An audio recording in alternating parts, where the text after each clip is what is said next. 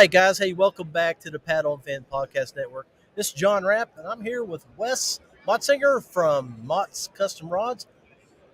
Yes, sir. Did I get that right, man? You got it right. Man, I feel so professional here. Everything, heck yeah, man. I feel like I'm getting it done right. So, hey, I know you have done some things here with Dubro. You've built some things with these guys. I have. A little collaboration work. So last year we ended up getting contracted out to do some series of rods for them to have at the Icast last year. So they'd have their display of rod racks and stuff like that. And so we built some spinning, some casting, and came up with their colors and everything to match their green and blue. Oh, and yeah, had right. their logo on it. Look at this beautiful green and blue behind us here, like Vanna White showing you guys. So, hey, man, pull up that beautiful thing that you built for these guys. Show them some of the components and All right. some of the things that you work with. And, So what we have here is we got the microwave guide system.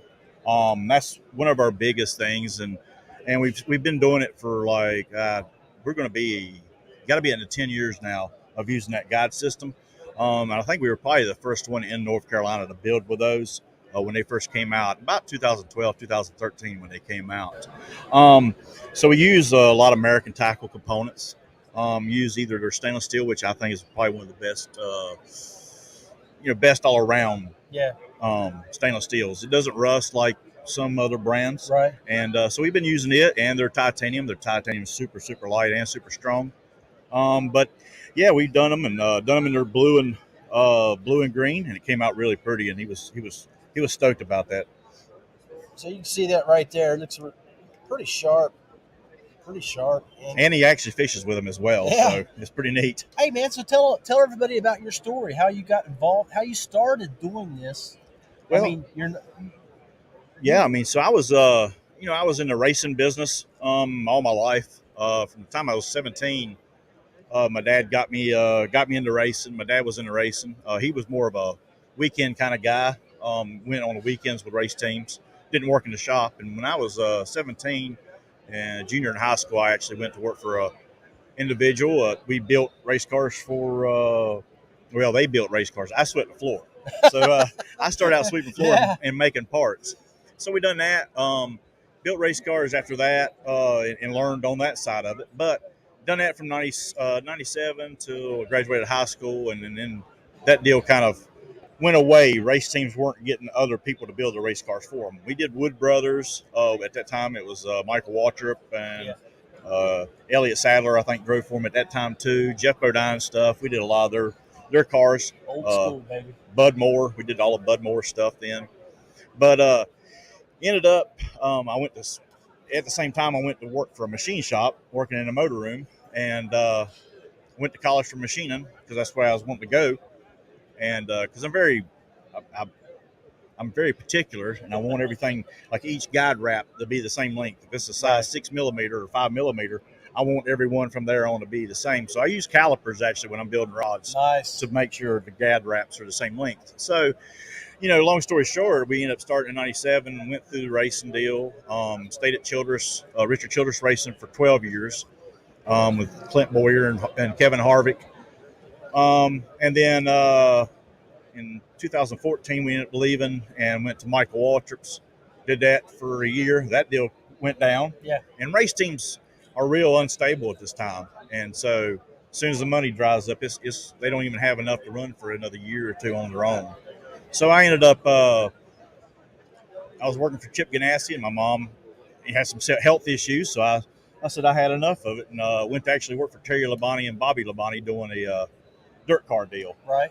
So we ended up doing that and did that for 4 years. Built Terry all of his rods for his offshore boat that fishes Big Rock and all these marlin tournaments and offshore tournaments. So we done that, and that kind of got her. We'd already actually started building rods for that though.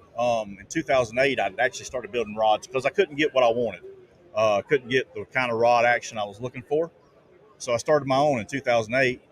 It's just a hobby. It's just to build my own rod. And then next thing you know, it just keeps growing and growing and growing. And in 2020, right before COVID, I didn't even know COVID was getting ready to do anything here. We'd heard about it, but nothing had came about. I went on and done my, let's see here. I ended up 2020, about 2 weeks before it, everything shut down.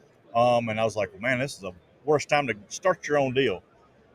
I, but you learned otherwise, huh? Well, and at that time, didn't know that many people were going to go fishing, Yeah. and that they wouldn't. There wasn't more reels out there. The reels weren't coming in. They were needing stuff repaired, and I also do reel repair. Which your machining background ended up really helping you there, right? Yes. So we do a lot of everything from just servicing reels to super tuning, going in and polishing things up, putting bearings and drags, and then also do custom rods. Yeah. So at the time, I thought it was a bad idea. After about 260 days straight of working building rods, I realized that we were taking off fast. So, and from then on, it's been rocking. Now you've been doing some special builds here lately too, haven't you? I have. So we do a lot of just one-off stuff, or even like a lot of custom stuff. We're getting ready to actually build some rods for a gentleman in Tennessee. Yeah. He's coming out with a high-end kids rod. That's where I was going with we're that. getting That's pretty sweet. So when we get back from this here, I will be leaving tomorrow actually, and I will be back in the shop on Saturday, knocking them out, getting them ready for the guy. And actually, he's already got an order for 12, and he's ordered another 12. So we've got to rock him out of there. That's awesome, man. Hey, so okay, if anybody wants to know anything about you, how can they reach out to you, follow you, and find you on our social media? Yeah, so you can go to Mots Custom Rods and Reels. That's on Facebook. It's also on Instagram. You can also look up motscustomrods.com on the regular internet and everything like that, and you can reach us through email that way. And then we also have email is motscustomrods@gmail.com. Now, folks, I just want you to remember what he talked about here. If you are looking for something for a 7, 8, 9-year-old who's really getting into fishing, but you need something high-end quality, you want something that doesn't break, it's incredibly solid but sensitive, I think you need to give this man a call or look him up.